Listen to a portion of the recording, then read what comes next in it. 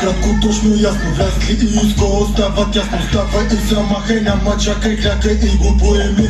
И до днена запомни, махаме глави и ако... Каква? Помните ли едно време как пукали за 3 дена?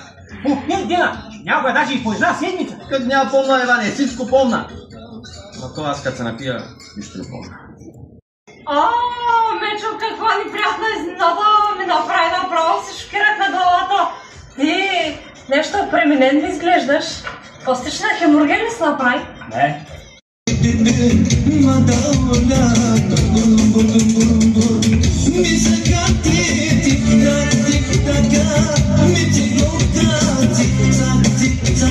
Сега закачам и ще го дой. Ивани, ти не смяташе, че ти трябва някакви инструменти да чувъркаш там, бе? Все пак имаш ток. От какъв ток, ма? Тока от акумулатора.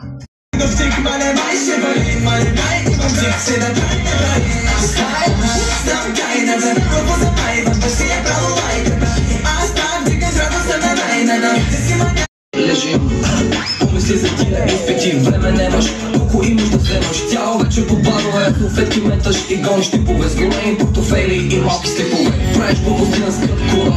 Колкото повече те гледам, толкова повече осъзнавам, че очилата не са проблема. Какво? Нищо, викам, че е чудесно. Дай нещо друго. Айде не се спираме още на 238 метчи.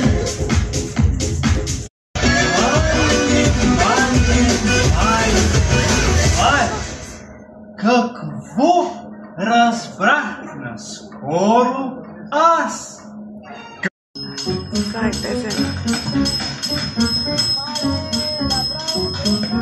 What? Kabul.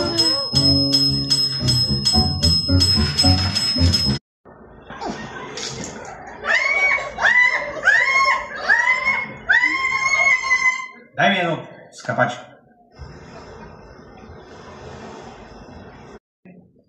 Какво? Смисъл? Какво кафе? Какво кафе искаш, Паски?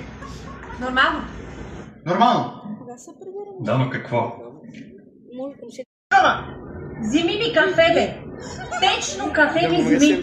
Нормално течно кафе от машина с капсули. Тази капсула да ми я направи там. В парка, бе. Извиняй. Го гледаш? Хайде бе, ти бе, ама аз... Ще тука. Ако искаш, иди се фърли от моста. Въобще не ме интересува.